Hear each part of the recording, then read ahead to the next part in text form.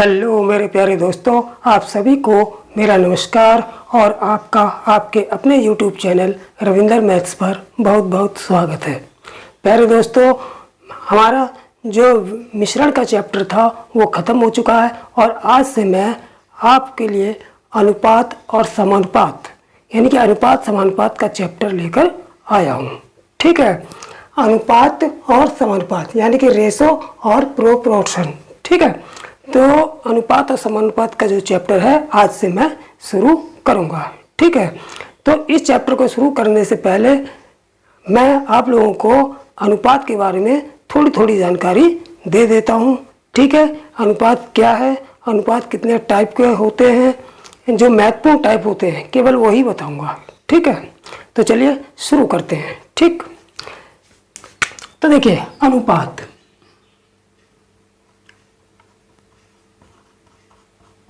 अनुपात क्या है? ठीक है, अनुपात क्या है? देखिए, सजातीय राशियों के संबंध को सजातीय राशियों के संबंध को सजातीय राशियों के संबंध को अनुपात कहते हैं। अनुपात कहते हैं। ठीक है, अनुपात का कोई मात्रक नहीं होता। मात्रक नहीं होता। ठीक है, यानी कि सजातीय राशियों के अनुपात को जो है हम अनुपात कहते हैं और अनुपात का कोई मात्रक नहीं होता, क्योंकि सजातीय राशियों के संबंध कि सजातीय राशियों का जो है संबंध अनुपात से होता है, इसलिए जो है अनुपात का कोई मात्रक भी नहीं होता। ठीक है, अब अनुपात के टाइप। अनुपात के महत्वपूर्ण टाइप। अनुपात के महत्वपूर्ण टाइप। तो प्यारे दोस्तों, अनुपात के महत्वपूर्ण टाइप मैं अब आप लोगों को बताता हूँ। ठीक है, जैसे पहला है अनुलोम अनुपात। अनुलोम अनुपात। अनुलोम अनुपात क्या होता है? जब दो राशियां इस प्रकार से संबंधित हो कि जब पहली राशि को बढ़ाएं तो दूसरी राशि भी बढ़ जाए और जब पहली राशि को घटाएं तो दूसरी राशि भी घट जाए, तो इस प्रकार जब दो राशियां एक दूसरे से संबंधित होती हैं तो इस टाइप के दोनों राशियों के अनुपात को हम जो है अनुलोम अनुपात कहते हैं। ठीक है, कहने का मतलब यह है कि जैसे जब दो राशियां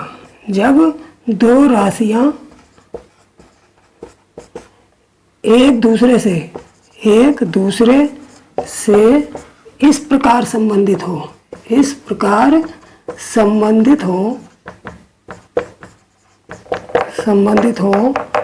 कि एक को बढ़ाने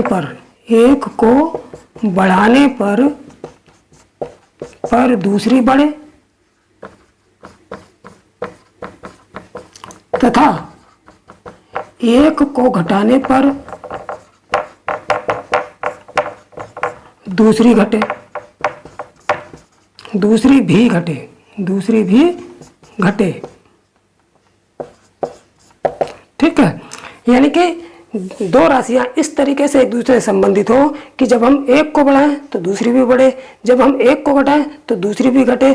तो इस प्रकार की दोनों राशियों के अनुपात को जो है हम अनुलोम अनुपात कहते हैं। ठीक है, जैसे हमारी चाल बराबर क्या होता है? दूरी गुणा समय। यानी कि जब चाल हम बढ़ाते हैं तो दूरी बढ़ जाती है और जब चाल को घटाते हैं तो दूरी भी घटती है। इस प्रकार चाल और दूरी का एक दूसरे से अनुलोम संबंध होता है। ठीक है, तो चलिए अब चलते हैं अनुपात के दूसरे टाइप पर। ठीक, तो प्यारे दोस्तों, अनुलोम का दूसरा टाइप। ठीक है, दूसरा टाइप क्या है? प्रतिलोम अनुपात। प्रतिलोम अनुपात। प्रतिलोम अनुपात क्या होता है? प्रतिलोम अनुपात में अनुलोम अनुपात का ठीक उल्टा होता है। ठीक है, यानी कि प्रतिलोम अनुपात दो राशियों में इस दो राशियां एक दूसरे से इस प्रकार संबंधित हो कि जब पहली राशि को बढ़ाएं तो दूसरी राशि घट जाए, और जब पहली राशि को घटाएं तब दूसरी राशि बढ़ जाए। तो इन दोनों राशियों के इस प्रकार की दोनों राशियों के अनुपात को जो हम प्रतिलोम अनुपात कहते हैं। ठीक है, जैसे दो चाल बराबर होता है हमारा दूरी बटे समय। तो देखिए यहाँ पे चाल और समय का कैसा अनुपात होता है? चाल और समय में प्रतिलोम संबंध होता है, प्रतिलोम संबंध होता है। क्यों जैसे जैसे हम जब चाल बढ़ाते हैं तो समय घटता है, और जब चाल घटाते हैं तो समय बढ़ता है। कैसे? जैसे अगर कि हम किसी बस से किसी स्थान पर जा रहे हैं, अगर बस की चाल घटाते हैं तो उस दूरी को तय करने में, यानी कि वहाँ तक पहुँचने में हमको ज़्यादा समय लगता है, और अगर बस की चाल बढ़ जाती है तो उस स्थान तक पहुँचने में हमें बस द्वारा कम समय लगता है। इसका मतलब चाल बढ़ी तो समय कम लगा, चाल बढ़ी तो समय कम लगा, चाल घटी तो समय ज़्यादा लगा। इसका मतलब ये हुआ कि चाल और समय में प्रतिलोम संबंध होता है। इसी प्रकार जो है ये दूरी का चाल और दूरी का कैसा संबंध बताया था मैंने? अनुलोम संबंध बताया था कि जैसे चाल बढ़ती है वैसे दूरी भी बढ़ती है, और चाल घटती है तो दूरी भी घटती है। तो इसका मतलब है कि चाल और दूरी में अनुलोम संबंध होता है, अनुलोम संबंध होता है। तो इस प्रकार चाल और दूरी में जो अनुपात होगा वो अनुलोम अनुपात होगा, और चाल और समय में जो अनुपात होगा वो प्रतिलोम अनुपात होगा। ठीक है, अब चलते हैं नंबर 3 पर। नंबर 3, मिश्रित अनुपात। मिश्रित अनुपात देखिए, दो मैंने बता दिए, एक अनुलोम अनुपात, प्रतिलोम अनुपात क्या होता है। अब आता है नंबर 3 पर मिश्रित अनुपात। ठीक है, तो मिश्रित अनुपात क्या होता है कि जब दो या दो से अधिक अनुपातों के प्रथम पदों का गुणनफल तथा द्वितीय पदों के गुणनफल का जो अनुपात प्राप्त होता है वो मिश्रित अनुपात कहलाता है। जैसे 3 अनुपात मान लीजिए, A अनुपात B और C अनुपात D और E अनुपात F, ये 3 अनुपात है हमारे पास। ठीक है, तो इनको मिश्रित अनुपात कैसे बनाएंगे? इस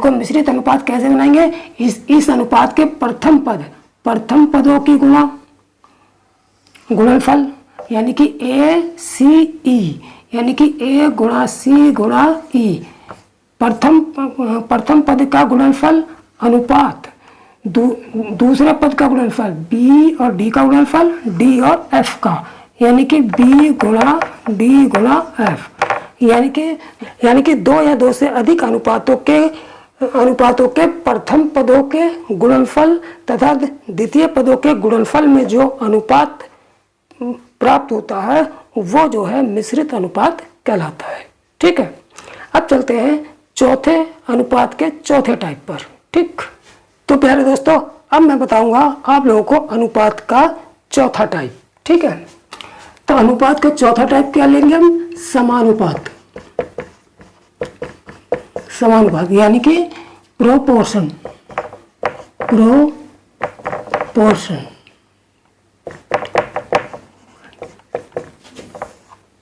अब ये समानुपात क्या होता है? ठीक है, समानुपात क्या होता है कि जब दो अनुपात परस्पर समान होते हैं, तो उनके चारों पद जो हैं परस्पर समानुपाती होते हैं। जैसे जब दो अनुपात परस्पर समान होते हैं, समान होते हैं तो उनके चारों पद समानुपाती होते हैं, समानुपाती होते हैं। जैसे A अनुपात B बराबर C अनुपात D, यानी कि ये दो अनुपात हैं जो दोनों परस्पर बराबर हैं, तो इसलिए इनको हम ऐसे लिख सकते हैं A अनुपात B समानुपात C अनुपात D। यानी कि दो अनुपात जब बराबर होंगे तो वो परस्पर समानुपाती होते हैं, उनके चारों पद परस्पर समानुपाती होते हैं।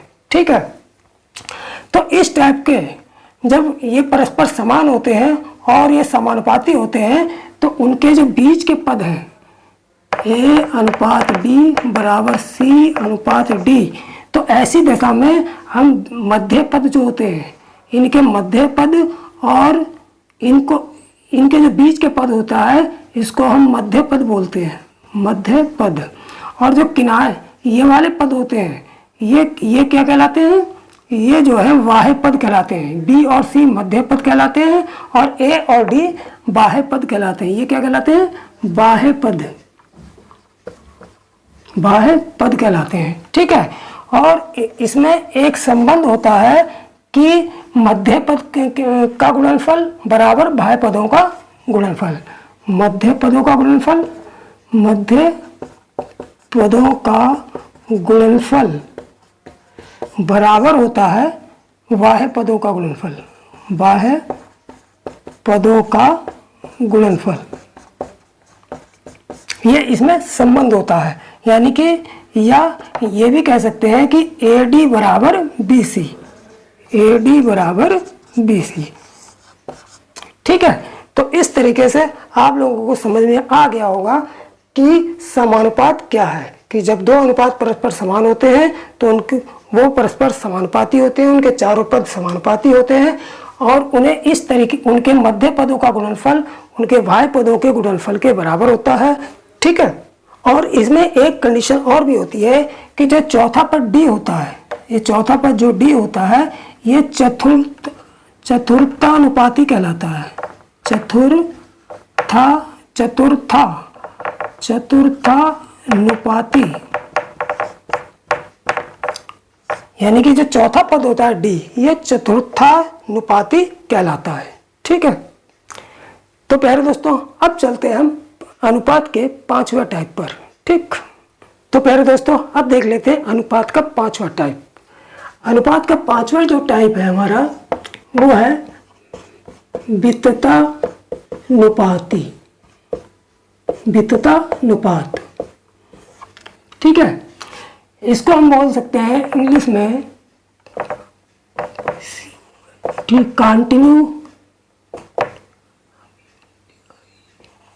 कंटिन्यू प्रोपोर्शन,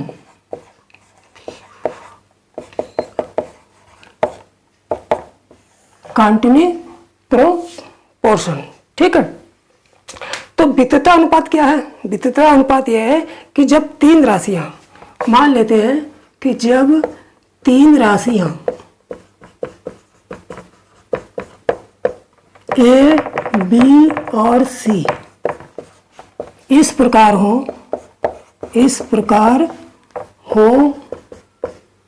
कि A अनुपात B बराबर A अनुपात B समानुपात B अनुपात C, यानी कि जब तीन राशियां इस प्रकार से संबंधित हो कि A अनुपात B समानुपात B अनुपात C या A अनुपात B बराबर B अनुपात C, तो इस प्रकार की राशियों में वितत अनुपात होता है और इस प्रकार की राशियां जो जिस अनुपात में लिखी होती हैं उसे वितत अनुपात कहते हैं। ठीक है, इसके जो B को, इसमें जो B होता है वो क्या कहलाता है, ये B जो होता है इसमें मध्य पद कहलाता है, क्या कहलाता है?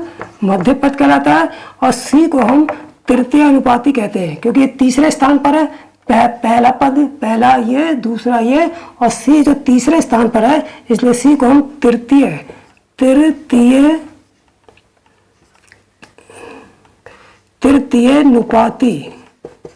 अनुपाती भी कहते हैं। ठीक है, इसमें कैसे, इसमें जो फार्मूला बन जाएगा, देखिए मध्य पदों का गुणनफल जो होता है बाह्य पदों के गुणनफल के बराबर होता है। तो इसका मतलब ये फार्मूला बन जाएगा b गुणा b मध्य पद के गुणनफल बराबर बाह्य पदों का गुणनफल, यानी कि a गुणा c, यानी कि b स्क्वायर बराबर ac।